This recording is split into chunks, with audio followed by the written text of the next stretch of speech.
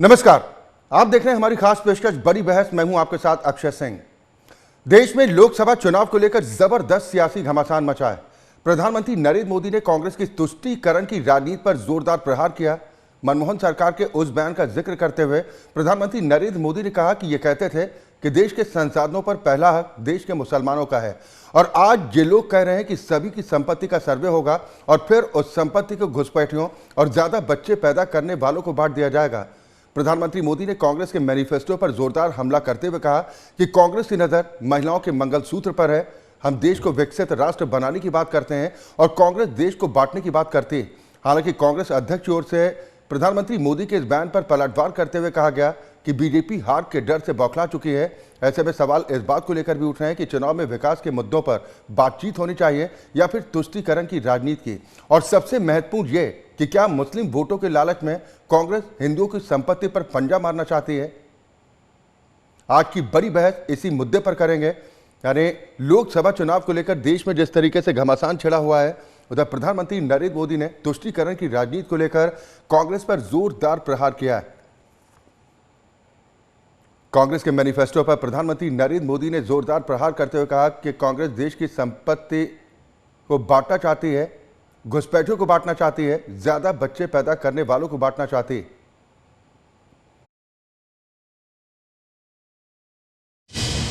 जीवन के सपनों से जुड़ा हुआ है, तुम उसे छीनने की बात कर रहे हो अपने मैनिफेस्टो में। गोल ले लेंगे, सबको वितरित कर देंगे। और पहले जब उनकी सरकार थी उन्होंने कहा था कि देश की संपत्ति पर पहला अधिकार मुसलमानों का है। इसका मतलब ये संपत्ति इकट्ठी करके किसको बांटेंगे? जिनके ज्यादा बच्चे हैं उनको बांटेंगे। घुसपैठियों को बांटेंगे। क्या आपकी मेहनत की कमाई का पैसा घुसपैठियों को दिया जाएगा? आपको मंजूर है? ये कांग्रेस का मैनिफेस्टो कह रहा है कि वो माताओं बहनों का सोने का हिसाब करेंगे, उसकी जड़ती करेंगे, जानकारी लेंगे और फिर उस संपत्ति को बांट देंगे। और उनको बांटेंगे जिनको मनमोहन सिंह जी की सरकार ने कहा था कि संपत्ति पर पहला अधिकार मुसलमानों का है। या तो प्रधानमंत्री नरेंद्र मोदी ने कांग्रेस पर जोरदार प्रहार करते हुए कहा कि महिलाओं के मंगलसूत्र पर कांग्रेस की नजर है। ये कांग्रेस तुष्टीकरण की राजनीति के चक्कर में देश को बांटना चाहती है। पूर्व प्रधानमंत्री डॉक्टर मनमोहन सिंह के बयान की याद दिलाते हुए प्रधानमंत्री नरेंद्र मोदी ने जोरदार हमला बोला कांग्रेस के मैनिफेस्टो पर। साथ ही इंडिया गठबंधन पर सवाल उठाया कि इंडिया गठबंधन निराशा में डूब चुका है। प्रधानमंत्री नरेंद्र मोदी ने कांग्रेस की मुस्लिम परस्ती की संज्ञा जंगल राज जैसी की है। हम बात कर रहे हैं लोकसभा चुनाव की, जिसको लेकर जबरदस्त सियासी घमासान मचा हुआ है। इस बीच कांग्रेस की तुष्टीकरण की राजनीति को लेकर प्रधानमंत्री नरेंद्र मोदी की तरफ से जोरदार प्रहार किया गया। प्रधानमंत्री नरेंद्र मोदी ने कांग्रेस पर गंभीर आरोप लगाए हैं। आज हम इसी पर चर्चा करेंगे। सभी खास मेहमान हमारे साथ जुड़ चुके हैं। सबसे पहले अपने दर्शकों की मुलाकात कराते हैं आज के अपने सम्मानित मेहमानों से। मेरे साथ भारत गौर साहब हैं, आप प्रवक्ता भारतीय जनता पार्टी हैं। कांग्रेस का प्रतिनिधित्व करने के लिए पार्टी के प्रवक्ता योगेंद्र सिंह जी हमारे साथ इस कार्यक्रम में शामिल हैं और राजनीतिक विश्लेषक आदर्श कुमार जी हमारे साथ इस कार्यक्रम का हिस्सा हैं। बहुत स्वागत है आप सभी का। लेकिन शुरुआत योगेंद्र सिंह जी मैं आपसे ही करना चाह रहा हूं। तुष्टीकरण की राजनीति के चक्कर में देश को बांटना चाहती क्या कांग्रेस? यह आरोप प्रधानमंत्री नरेंद्र मोदी का है। चले, शायद उन तक आवाज नहीं पहुंच पा रही है। भारत गौर साहब, अगर मेरी आवाज आप तक पहुंच रही है, क्यों आप लोगों को लगता है कि देश को बांटना चाहती है कांग्रेस, और यह सिर्फ मुस्लिम वोट बैंक के लालच के चक्कर में? देखिए, एक समय में कांग्रेस राष्ट्रीय पार्टी थी और 400 से ज्यादा सीटें उन्होंने जीती। क्या कारण है आज कांग्रेस का कि आज कांग्रेस 50-55 यहां आ गई है? कांग्रेस कहां से शुरू हुई थी और कहां धरातल पे आती जा रही है। और इस बार 2024 के चुनाव में वो 40 का आंकड़ा भी नहीं छुएंगे। बड़े बड़े वादे करते हैं, अपने मैनिफेस्टो लॉन्च करते हैं। आप ये देखिए, 1936 में मुस्लिम लीग का मैनिफेस्टो आया था, सेम कॉपी पेस्ट करके कांग्रेस ने मैनिफेस्टो 2024 कर दिया। अगर ये कॉपी पेस्ट की राजनीति करेंगे, देश को टुकड़े टुकड़े गैंग जो लोग नारा लगाते थे जेएनयू में, कन्हैया कुमार जैसे लोगों को अगर ये टिकट देंगे तो ये तो निश्चित ही है कि वो देश के टुकड़े टुकड़े चाहते हैं, देश को बर्बाद करना चाहते हैं। कांग्रेस का आप मैनिफेस्टो आप देखोगे, मुस्लिम लीग ने बोला था कि हम शरिया पर्सनल लॉ को प्रोटेक्ट करेंगे, तो कांग्रेस ने भी वही बोल दिया कि we will ensure minorities have personal laws. तो उन्होंने एक समय में वादा किया था मुस्लिम लीग ने कि we will fight against majoritism, और अब उन्होंने कह दिया है कि there is no place for majoritism in India. ये कांग्रेस ने अब 2024 में बोला। इसी तरह उन्होंने बोला we will fight for special scholarships and job for Muslims. ये एक समय में 1936 में मुस्लिम लीग ने बोला, और अब कांग्रेस ने 2024 के मैनिफेस्टो में बोला we will ensure scholarships for Muslim students to study abroad.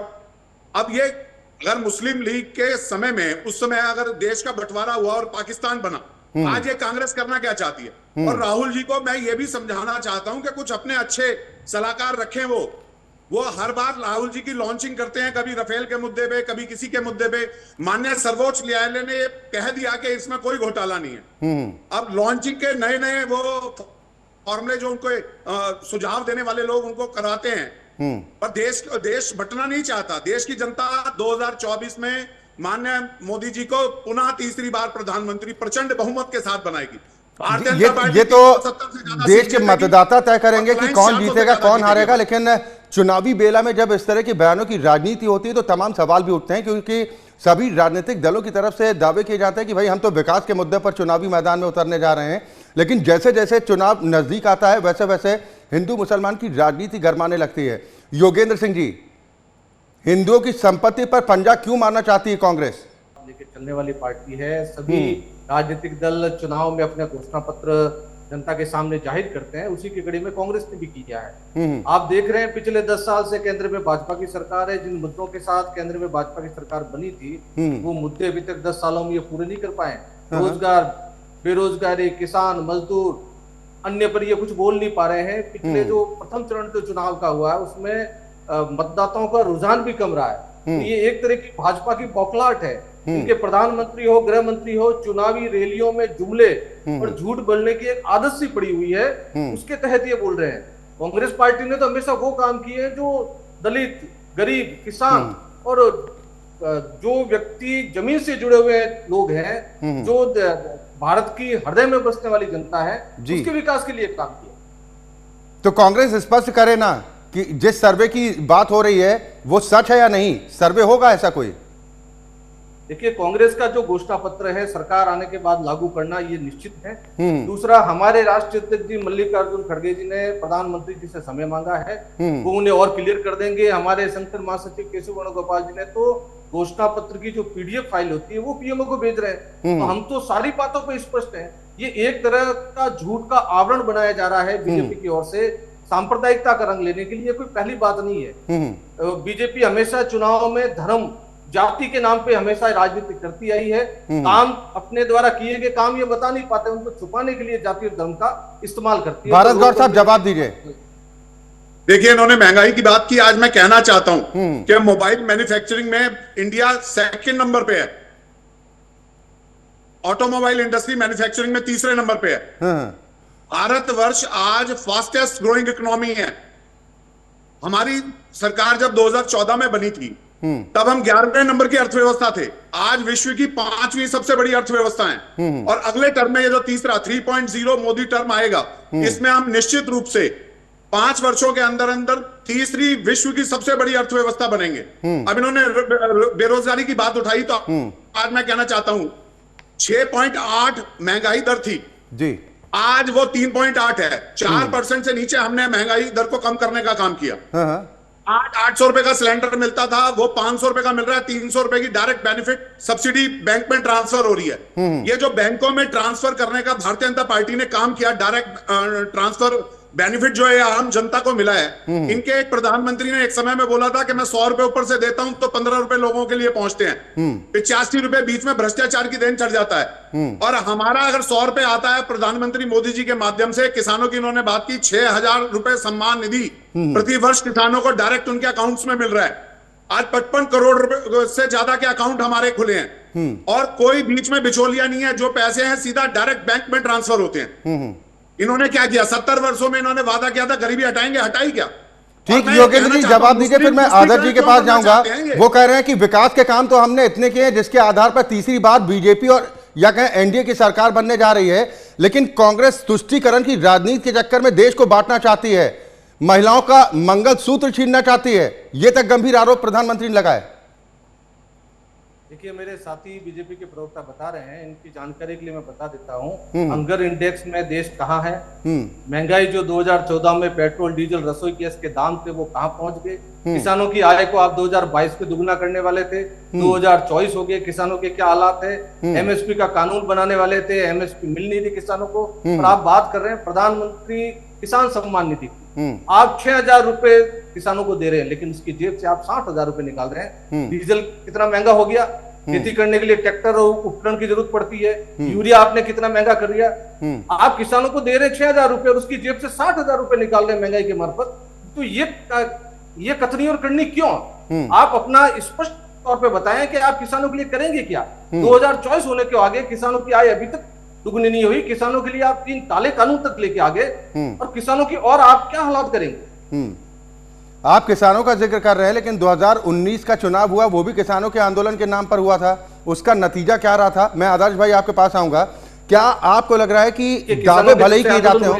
मैं आऊंगा, योगेंद्र जी आऊंगा आपके पास। आदर्श भाई ये बताइए कि जब चुनाव नजदीक होते हैं, बात होती है कि भाई हम तो विकास के मुद्दे पर चुनावी मैदान में जा रहे हैं, लेकिन चुनाव के पहले जो तुष्टीकरण की राजनीति होती है ये जरूरी है, और साथ ही जो कांग्रेस पर प्रधानमंत्री नरेंद्र मोदी का सबसे बड़ा प्रहार है, ये मामूली बात है कि इतने गंभीर आरोप लगे अगर किसी पार्टी पर? देखिए, आपने सही कहा कि ये जो जिस तरीके के आरोप जो है वो लगाए जा रहे हैं और जिस तरह की बयानबाजी हो रही है, उसे मैं व्यक्तिगत तौर पर अगर देखूं तो मैं उसे बहुत स्तरीय नहीं मानता। मैं ये मानता हूं कि लोकतंत्र की गरिमा के अनुरूप सभी को चाहिए कि वो बयान जो है वो एक निर्धारित सीमा के तहत दे, लेकिन साथ में बात ये भी है कि हमने अक्सर देखा है और आपने स्वयं अनुभव किया होगा कि जब ये चुनाव के चरण जो है बढ़ते जाते हैं, त्यों तो जो है बयान में एक तरीके का तीखापन आ जाता है, और उस वार में, उस लड़ाई में कई बार जो है हमारे मुंह से, नेताओं के मुंह से वो बातें निकल जाती है या वो बातें वो बोल देते हैं जो शायद उन्हें, अगर वो स्वयं भी अगर आकलन करे बाद में, तो उनको ये आभास होता होगा कि शायद ये बयान नहीं दिया जाना चाहिए। और ये बात सिर्फ किसी एक पार्टी तक सीमित नहीं है। मेरा ये कहना है कि सभी पार्टियां इसमें इन्वॉल्व रही है, चाहे वो राहुल गांधी भी हो। राहुल गांधी भी कई मौकों पर उन्होंने ऐसे बयान दिए हैं जिनसे कई बार जो है गरिमा जो है नीचे गिरी है। और प्रधानमंत्री के तौर पे भी मोदी जी को मुझे ऐसा लगता है कि इस बात से थोड़ा सा बचाव रखना चाहिए था, और भी अलग तरीके से बात कही जा सकती है। तो ये मैं ये मानता हूं कि जैसे जैसे चुनाव नजदीक आते हैं और चुनाव में तो आपने कहा कि चुनावी बिसात में एक तड़के की तरह इस तरह के बयान होते हैं ताकि मतदाताओं को अपनी ओर आकर्षित किया जा सके, लेकिन क्या आपको लगता है कि राहुल गांधी की तरफ से जो ये बयान दिया गया कि हम सर्वे कराएंगे और उसके बाद संपत्ति को बांट देंगे, ये मुमकिन है क्या किसी देश में? ये मुमकिन आपको लगता है? ये बिल्कुल मुमकिन नहीं है। वही मैं कह रहा हूं कि देखिए, जो एक वोट हासिल करने के लिए जो बयान दिए जाते हैं वो इसी तरीके के बयान होते हैं जो कि जिसका जिक्र आपने किया। इस तरह के बयान नहीं दिए जाने चाहिए। अनर्गल का अर्थ ये नहीं है कि कोई गलत बात। अनर्गल का अर्थ यह है कि वो तार्किक होने चाहिए, वो बातें कही जानी चाहिए जिसे आप पूरा कर सके। कई बार भावुकता में आकर के या कई बार एग्रेशन में आकर के चीजें कह दी जाती है, और ये सिर्फ कांग्रेस की बात नहीं है, ये सिर्फ बीजेपी की बात नहीं है। मैं आपको बताऊं कि आप स्वयं देखेंगे कि अलग अलग पार्टी के नेताओं ने जिस तरीके से चुनावी सभाओं के दौरान जो बयान दिए हैं, उन्हीं बातों को जब चुनाव निपट जाते हैं, जब चुनाव समाप्त हो जाता है, तो उन्हें लगता है कि इन बयानों से बचा जाना चाहिए था। और मुझे तो लगता है कि अभी कई सारे चरण बाकी है, तो आप देखेंगे कि बयानों की जो तीव्रता है या बयानों में जो कटुता है, मुझे ऐसा अंदेशा है कि ये और भी जोर पकड़ेगा। चले बिल्कुल, यानी आप कह रहे हैं कि जिस तरह भूकंप की इंटेंसिटी होती है ना, उस तरह की इंटेंसिटी अभी बढ़ती हुई दिखाई देगी जैसे जैसे चरण आगे बढ़ते जाएंगे। लेकिन योगेंद्र सिंह जी, आपको नहीं लगता कि राहुल गांधी ने ये सर्वे की बात कहकर कुल्हाड़ी पैर में मारने जैसा काम किया है? देखिए, ऐसा कुछ नहीं है। उन्होंने जो कहा है उसका अर्थ का अनर्थ निकालना बीजेपी की नई बात नहीं। हमेशा उनके नहीं तो अर्थ आप समझाइए ना, इसीलिए तो आज हम इस विषय को चर्चा में लेकर आए हैं। आप ये तर्क दर्शकों को समझाइए कि सर्वे होगा तो संपत्ति को बांटा जाएगा, किस तरह बांटा जाएगा और क्या ये मुमकिन है? देखिए, उनके कहने का मतलब ये है कि आज जो उद्योगपति है उनके पास सारी पूंजी है। 1% लोग 40% पे हावी है। जो बड़े बड़े उद्योगपति, उनको मोदी सरकार 10 सालों में गरीब को गरीब और अमीर को अमीर करता जाए। जो समावेश भाव होना चाहिए देश में, उसको लेकर उनका कथन है। बीजेपी इसको सांप्रदायिकता का चोला पहनाने की कोशिश कर रही है। प्रधानमंत्री जी देश के प्रधानमंत्री हैं, गरिमापूर्ण बात करें, जनता उन्हें सुनती है, वैसा वो काम करते नहीं है। अपने ओछे बयानों से विपक्ष पर प्रहार करते हैं। चुनाव चालू होने से पहले ही उन्होंने संवैधानिक संस्थाओं का दुरुपयोग किया, विपक्ष को दबाने का काम किया, कांग्रेस के हाथों को सीज कर दिया। तो ऐसी बातें शोभा नहीं देती देश के प्रधानमंत्री को। लेकिन राहुल गांधी ने जो बयान दिया, आप कह रहे हैं कि सही है, अर्थ का अनर्थ निकालने की कोशिश की जा रही है। लेकिन सवाल तो ये उठेगा ना कि कांग्रेस का शासन भी देश में कम से कम 50 से 50-55 वर्षों का रहा है। उद्योगपति तब भी थे, कुछ % लोगों के हाथ में पैसा तब भी था। ये सद्बुद्धि तब क्यों नहीं आई? देखिए, जब कांग्रेस के हाथ में शासन आया था तो उसमें सुई तक नहीं बनती थी। आज बड़े बड़े उद्योग चल रहे हैं, बड़े बड़े आविष्कार हो रहे हैं देश में। तो कांग्रेस ने तो शासन चला के संपत्ति को जोड़ा है। बीजेपी ने क्या किया 10 साल में? लोगों के साथ छल कपट किया।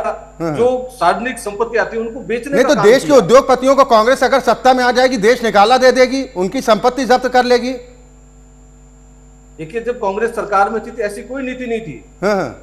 ऐसी कोई नीति नहीं थी जिससे उद्योगपति और अधिक अमीर हो और गरीब गरीब बनता जाए। मतलब कम से कम ये आप कह रहे हैं कि जो उद्योगपतियों के पास पैसा है, यानी कि जो बड़े बड़े बिजनेसमैन हैं, कांग्रेस सत्ता में आएगी तो उनकी संपत्तियों को जब्त करेगी और उसके बाद उसका वितरण कर देगी। ये मजाक नहीं लगता आपको? कानूनन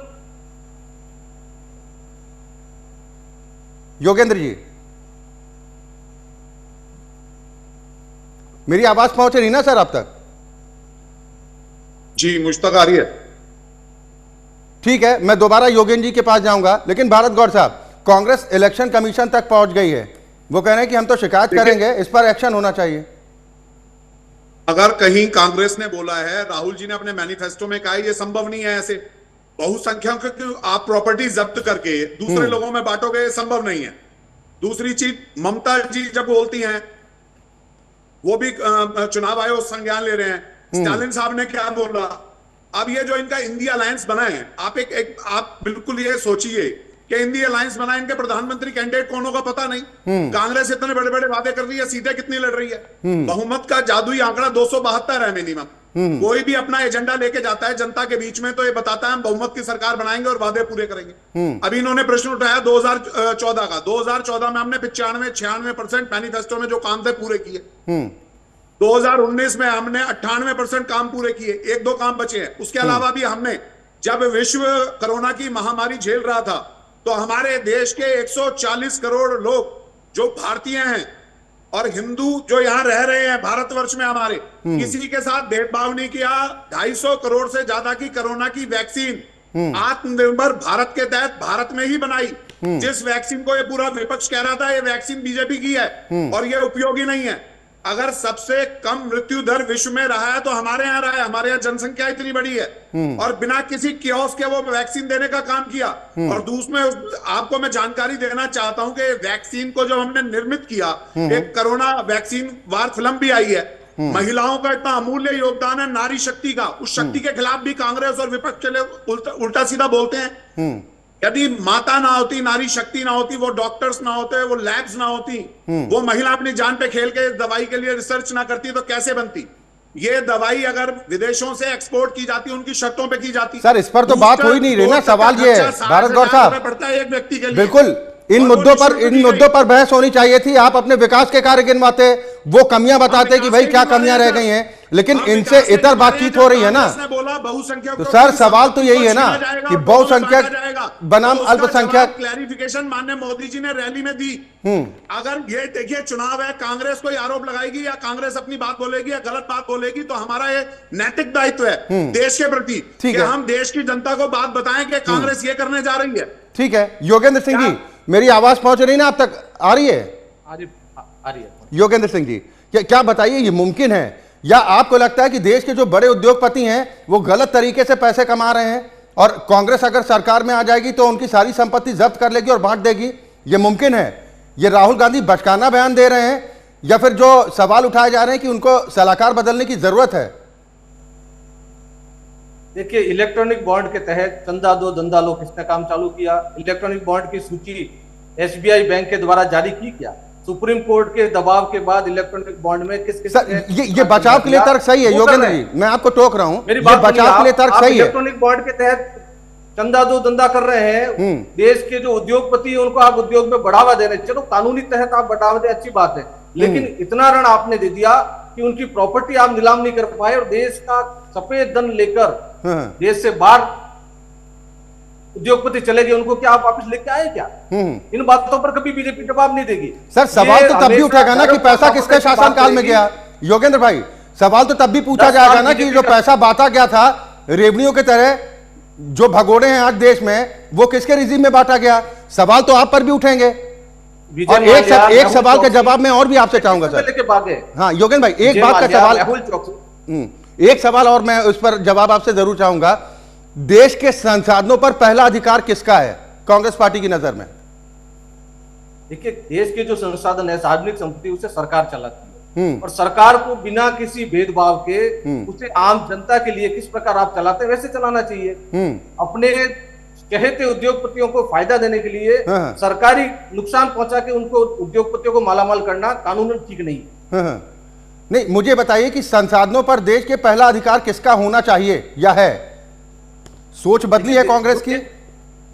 देखिए, देश के संसाधन तो वो देश के हैं सबसे पहले, देश की जनता है, देश की सरकार जो लोकतंत्र। सर, आपकी पूर्व सरकार के बयान को कोट किया प्रधानमंत्री नरेंद्र मोदी ने, पूर्व प्रधानमंत्री डॉक्टर मनमोहन सरकार के उस बयान का जिक्र किया जिसमें खुद तत्कालीन प्रधानमंत्री कहते हैं कि देश के संसाधनों पर पहला अधिकार मुस्लिम समाज के लोगों का है, अल्पसंख्यकों का है। यह आपको नहीं लगता कि आदिवासी समाज के साथ मजाक है, अन्याय है? अरे देश तो सबका है, अधिकार तो समान होने चाहिए, वो कोई भी हो। देखिए, उनके कहने का नजरिया ये नहीं है, उनके कहने का नजरिया है जितने भी संप्रदाय हैं, जो भारतवासी है, वो अल्पसंख्यक हो या बहुसंख्यक हो, सबका समान अधिकार उस पर है। ये बयान तो नहीं था आदर्श भाई, जो बयान योगेंद्र भाई कह रहे हैं कि नहीं, बयान को गलत तरीके से तोड़ मरोड़ने की कोशिश की गई है। अगर ऐसा कुछ होता तो बार बार वो बयान याद दिलाए जाते। और क्या किसी देश में ऐसा हो सकता है कि किसी एक समुदाय का, एक धर्म का कह दिया जाए कि पहला अधिकार उनका है? देखिए, सीधी सी बात है कि निश्चित तौर पर कुछ चीजें प्रैक्टिकली पॉसिबल होती है, कुछ चीजें प्रैक्टिकल पॉसिबल नहीं होती है। तो ये जब इस तरीके के बयान दिए जाते हैं तो मुझे ऐसा लगता है कि उन पर पर्याप्त वर्क नहीं किया जाता, उस पर रिसर्च नहीं किया जाता, उस पर कानूनविदों की राय नहीं ली जाती, उस पर विशेषज्ञों से नहीं पूछा जाता कि क्या ये भारत में मुमकिन है। जब इस तरह की चीजें सामने आती है, क्योंकि देखिए, मेरा ये मानना है कि अगर आप राजनेता हैं और आप रैली को संबोधित करने जा रहे हैं और एक बड़े समुदाय से जब आप बातचीत कर, वादे करने जा रहे हैं, घोषणा जब आप करने जा रहे हैं, तो आपको इसकी पूर्ण रूप से तहकीकात कर लेनी चाहिए कि जो मैं वादे कर रहा हूं, जो बयान मैं दे रहा हूं, जो घोषणा मैं दे रहा हूं, उसकी स्वीकार्यता, उसकी मौजूदगी क्या कभी संभव हो पाएगी। और मुझे ऐसा लगता है कि इस मामले में थोड़ी सी लापरवाही राजनेता बरतते हैं, जिसकी वजह से जनता के बीच में एक कंफ्यूजन क्रिएट होता है, जनता असमंजस में फंस जाती है कई बार इन मुद्दों को लेकर के, और फिर एक लगातार बयानबाजी का दौर शुरू हो जाता है। और निश्चित तौर पर उन्हीं भ्रांतियों को क्लियर करने के लिए आप और हम इस समय डिबेट कर रहे हैं कि क्या चीजें पॉसिबल है, क्या चीजें पॉसिबल नहीं है, ताकि जनता के सामने एक स्पष्ट तथ्य जो है रेखांकित हो, जनता इस तथ्य को समझे कि वास्तव में जो नेताओं के जो बयान है उसमें से कौन से तथ्य जो है वो सही है, कौन से तथ्य उचित है और किन बातों को मान करके उन्हें अपना मतदान करना चाहिए। तो निश्चित तौर पे इस तरह की जो बयानबाजी है ये थोड़ा सा जो सीमा का अतिक्रमण है। देखिए इस देश में ऐसा कभी पॉसिबल नहीं होगा कि आप जो है धनाढ्यों की संपत्ति लें और उसे गरीबों में बांट दे, फिर तो ये रॉबिन हुड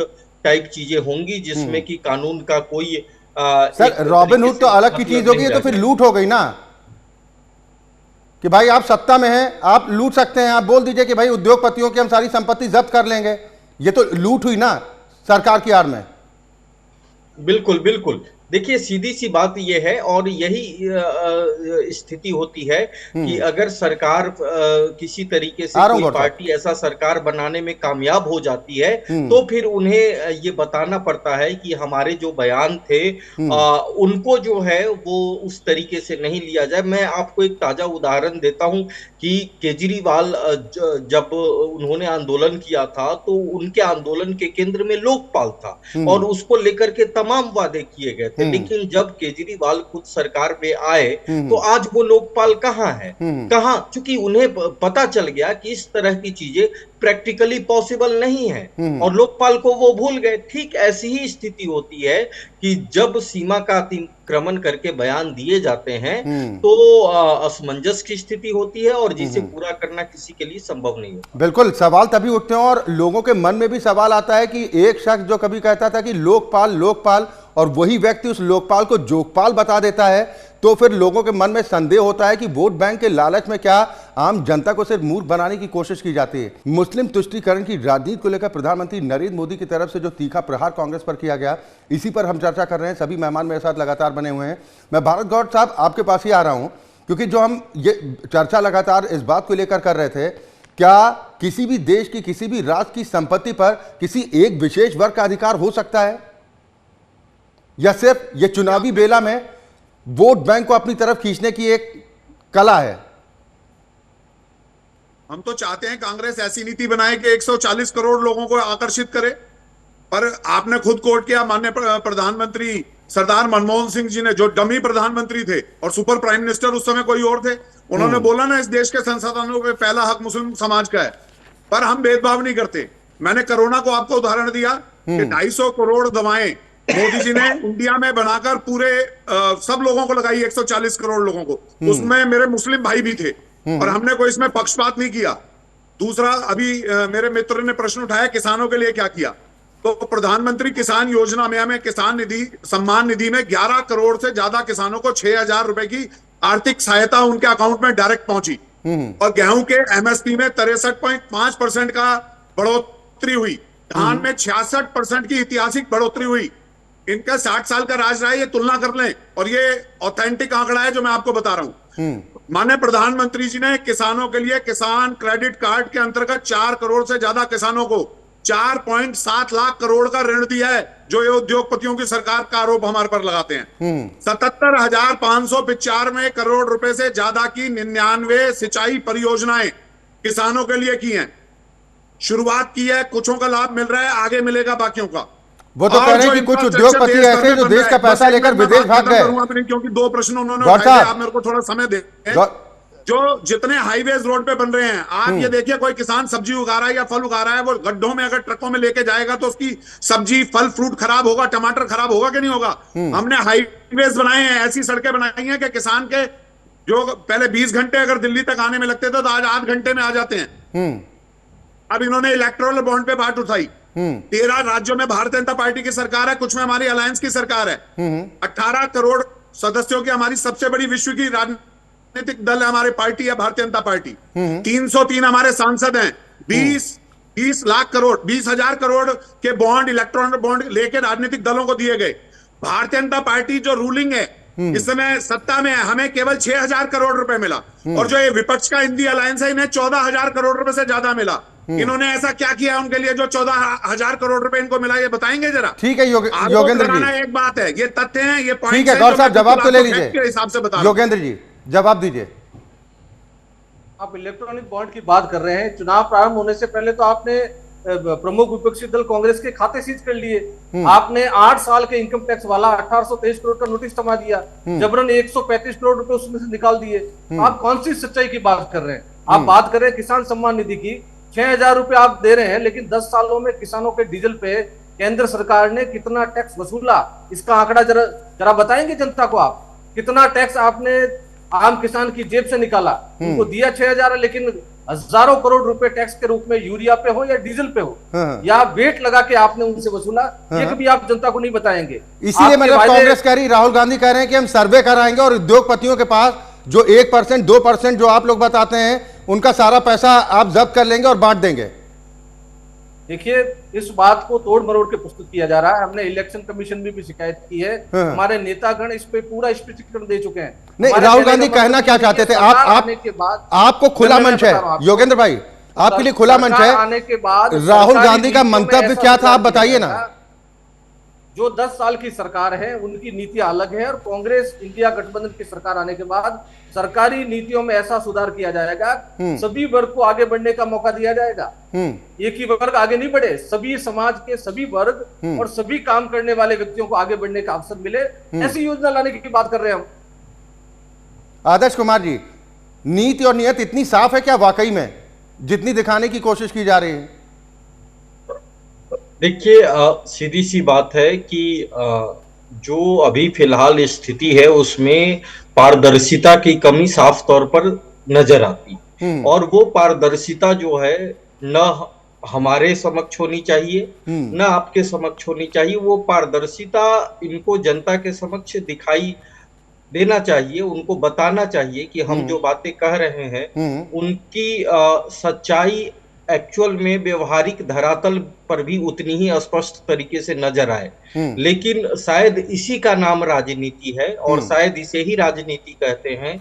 नहीं तो लोगों के मन में भ्रम कहे या शक फिर तब नहीं होता क्या आदर्श भाई, जब एक राजनीतिक दल का नेता कहता है कि भाई सनातन को हटाना है, सनातन को खत्म करना है, हिंदुत्व की राजनीति को देश से खत्म करना है, तो फिर तो ये लोगों के मन में सवाल आएगा ना कि नियत क्या है, मंशा क्या है, और ये खत्म किसको करना चाहते हैं, क्यों करना चाहते हैं। यानी साफ है कि मुस्लिम वोटर्स को अपने पाले में करने के लिए सिर्फ इस तरह की बयानबाजी की जा रही है। बिल्कुल बिल्कुल, देखिए ये तुष्टीकरण की नीति जो है वो कहीं ना कहीं राष्ट्र को एक नकारात्मक पथ पर ले जाती है, और इस बात से इनकार नहीं किया जा सकता कि जिस तरीके से कई बार अवहेलना होती है, मैं ऐसा नहीं कहता किसी एक धर्म, किसी एक जाति, किसी एक समुदाय के लिए, लेकिन कई बार ऐसा होता है कि हम किसी विशेष समुदाय को प्रसन्न करने के लिए या उन्हें संतुष्ट रखने के लिए या उनके वोट बैंक को हासिल करने के लिए जिस तरीके का बयान देते हैं और जिस तरीके का मैसेज समाज में जाता है, वो कई बार जो है वो दूसरे तरीके से, और शायद यही वजह है कि आप देख रहे हैं कि भारतीय जनता पार्टी अगर आज सत्ता में है और उस परिमाण में अगर वोट मिलते हैं, तो मैं ये नहीं कहूंगा, मैं सिर्फ ये कहूंगा कि एक कंफ्यूजन की स्थिति, मैं ये नहीं कहता हूं कि उस पार्टी की जो बातें हैं या जो कुछ भी, मैं किसी एक पार्टी का पक्षधर नहीं हूं, मैं बिल्कुल एक तरीके से निष्पक्ष राय रखता हूं। तो मैं ये कहूंगा कि एक असमंजस की स्थिति, अगर कांग्रेस को ऐसा लगता है कि उनके बयानों को तोड़ मरोड़ करके पेश किया जाता है, तो उन्होंने ऐसे अवसर प्रदान क्यों किए? उन्हें ऐसा क्यों लगता है कि जनता जो है, अगर मान लीजिए कि उन बातों में कोई सच्चाई नहीं है, वैसा करना पॉसिबल नहीं है, उस तरीके से संभव नहीं है, तो फिर ये बातों में भी नहीं झलकना चाहिए। किसी न किसी तरीके से आपको मालूम है कि अगर संकेत दिए जाएंगे या यूं ही बात कही जाएगी, तो विपक्षी पार्टियां उसको मुद्दा बना करके और आप पर वार कर सकती है। तो ये जो है अंदेशे को बल देने का काम क्यों हो, तो इस बात में सावधानी बरतने की जरूरत होती है। और शायद यही वजह है कि बीजेपी जो 2 बार सत्ता में आई है, भारतीय जनता पार्टी को जो बहुमत मिला है, इसमें कोई शक नहीं है कि जो सबसे ज्यादा जो बहुमत का हिस्सा है वो एक तरीके से हिंदू धर्म के लोगों का है और हिंदू समुदाय के, आप जिसे कह सकते हैं, ये एक जाहिर सी बात है। हम ऐसा एक चीज मैं और आदर्श भाई आपसे समझना चाह रहा हूं कि ये जो बार बार ये कहा जाता है कि भाई जो देश का पैसा है वो कुछ उद्योगपतियों को दिया जा रहा है, अब देश का पैसा 1% कुछ उद्योगपतियों के पास है और बाकी लोग उनकी हालत खराब है, इस तरह के तर्क दिए जाते हैं। क्या ये 2014 के बाद हुआ है या आपको नहीं लगता ये तो पहले ही कहा जाता था कि चंद लोगों के हाथ में पैसा है? देखिए, मैं आपको बताऊं कि ये चीजें जो है पहले भी कही जाती रही है और ये सच्चाई हमेशा से यही है कि जो संपत्ति है, जो पैसे हैं, वो चंद लोगों के हाथ में ही रही है। चूंकि एक पूंजीवादी सिस्टम है, पूंजीवादी परंपरा है और इसमें सीधी सी बात है कि जो कम लोग होंगे, जो बिजनेसमैन होंगे, वो अपने व्यापार का प्रसार करेंगे और उनके हाथों में ज्यादा पैसे होंगे। अगर ऐसा नहीं होगा, सभी के पास बराबर ही पैसे होंगे, तो एक ऐसी व्यवस्था में कौन काम करना चाहेगा? तो ये मैं ये नहीं कहता कि अगर व्यापारियों के पास पैसे हैं तो वो गलत है। उन्होंने अपनी कुछ नीतियां बनाई, उन्होंने व्यापार किए, तो इस वजह से उनके पास पैसे जमा है। इन चीजों को काउंटर करने के लिए कि समाज के अन्य वर्गों के पास भी पैसे हो, तो ये डिसेंट्रलाइजेशन की जरूरत होती है। बिल्कुल। सवाल अगर ये कहा जाता है कि भाई ठीक है, अमीर और गरीबों के बीच में एक लंबी चौड़ी खाई है, तो आपको नहीं लगता योगेंद्र भाई कि उस खाई को पाटने की बात करनी चाहिए कि हम ऐसी व्यवस्था उत्पन्न करेंगे ताकि जो खाई है अपने आप कम हो, ना कि ये हो कि भाई हम उद्योगपतियों का पैसा हम जब्त कर लेंगे और बांट देंगे? ये परंपरा तो फिर किसी भी देश को गर्त में झोंकने का काम करेगी ना योगेंद्र भाई। देखिए, बिल्कुल जो अमीर और गरीब की खाई है उसी को कम करने का काम और उसी पे कांग्रेस चल रही है। हमारा कहना यह है कि जो व्यापार कर रहे हैं, जो ईमानदारी से व्यापार कर रहे हैं, उन्हें कहीं प्रॉब्लम नहीं, व्यापारी नीति लाके उन्हें आगे बढ़ाना चाहिए। लेकिन समस्या ये आ जाती है कि आम जनता की गाड़ी कमाई, उसको अगर केंद्र की सरकार चुनिंदा उद्योगपतियों को ऋण के रूप में दे देती है और वो ऋण न चुकाने की एवज में देश छोड़ के चले जाते हैं, तो वो नुकसान देश को होता है, देश की आम जनता को होता है, उससे अर्थतंत्र डगमगाता है। ये बात कुल मिलाकर यही कहा जाए कि चुनावी बयान है, वोट का सवाल है, इसलिए इस तरह की बयानबाजी होती है और कैसे मतदाताओं को अपनी ओर आकर्षित किया जाए, ये फंडा राजनीतिक दलों की तरफ से अपनाया जाता है और फिर भले ही दो फाड़ की स्थिति बन जाए। समय का अभाव है। बहुत शुक्रिया आप सभी मेहमानों का मेरे साथ इस चर्चा में शामिल होने के लिए, इस उम्मीद के साथ कि आप ही लोग कहते हैं कि जनता जनार्दन है, जनता सब जानती है और जब जनता हिसाब करती है तो सोच समझ कर ही करती है। बड़ी बहस में अभी के लिए बस इतना ही। खबरें लगातार जारी हैं।